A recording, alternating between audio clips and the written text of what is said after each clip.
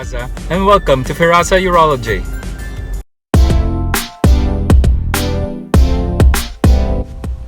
Any physician who has a valid license with patients residing in the Philippines can practice telemedicine.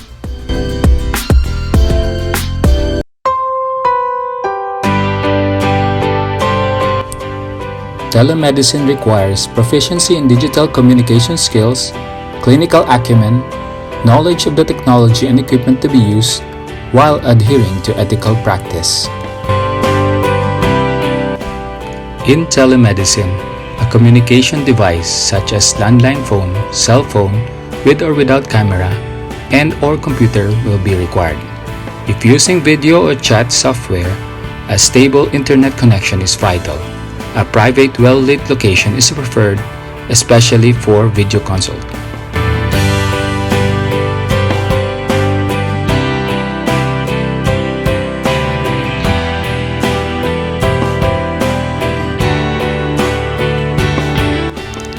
The physician must first prepare the equipment, location,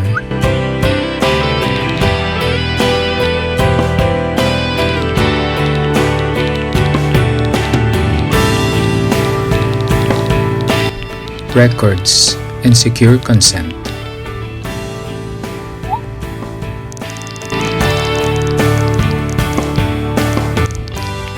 The physician must safeguard both himself and the patient during a teleconsultation.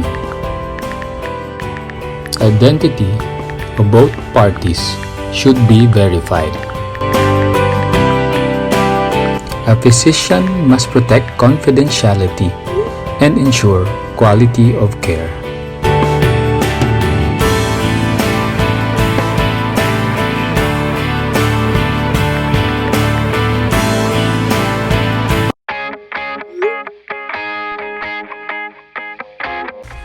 The healthcare provider should use recording tools to create a record of the patient encounter and maintain them for continuity of care.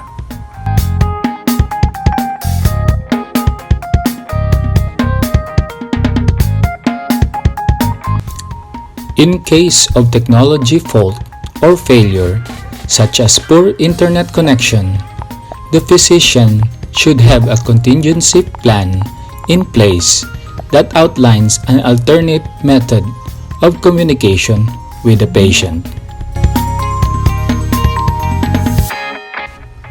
E-prescriptions issued must follow the principles of prescription writing and comply with local guidelines on generic prescribing.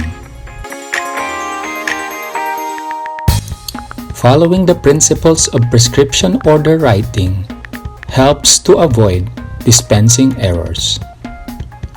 These include writing clearly and legibly, avoiding abbreviations and Latin terminologies, and including the therapeutic purpose in the subscription. Indicating what a particular medication is for helps the patient to understand their prescription better.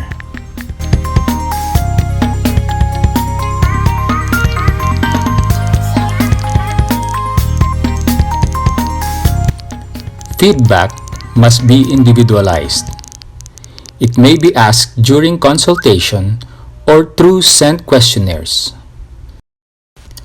Some research indicates that feedback asked at a different time may be more productive as it allows the participant to consider the encounter without the influence of their current circumstances or environmental factors in a controllable and less stressful environment compared to face-to-face.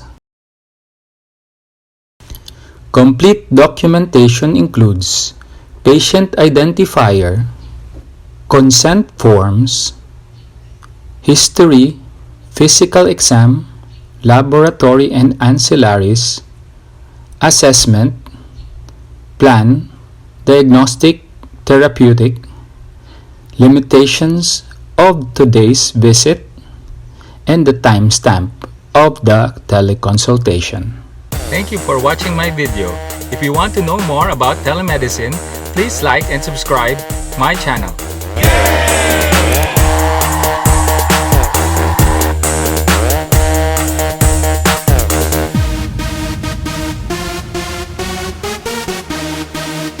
If you'd like to know more about how to set up your telemedicine practice, kindly subscribe at my channel and please leave some comments for clarifications. Also press the like button down below.